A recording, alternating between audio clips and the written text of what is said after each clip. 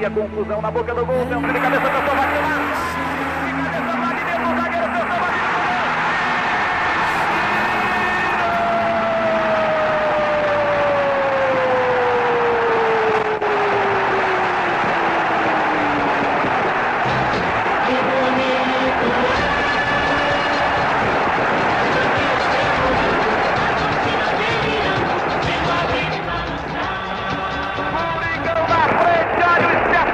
olha a emoção e a motivação, olha a festa do Brasil. Você enche de lágrimas os olhos desse povo, você enche de felicidade o coração dessa vez. Corinthians, o grito sufocado de um povo, o grito do fundo do coração de um torcedor.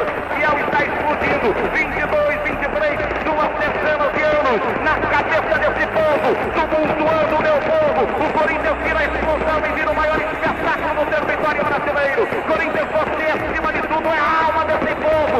Você liga a imagem do sorriso e de felicidade das raízes do povo. Corinthians, hoje a cidade é do povo. Tem que ter festa alvinegra, tem que cobrir as ruas da cidade com paixão e loucura, com felicidade que desabraça e contagia o povo pelas avenidas. Hoje é o verdadeiro dia do povo, dia de cantar alegria e ser feliz, dia de sair piscando com a cristalda muito alta. Hoje mais do que nunca a cidade é do povo, festa do povo, doce mistério da vida de Corinthians, inexplicável Corinthians, vai buscar alegria no fundo da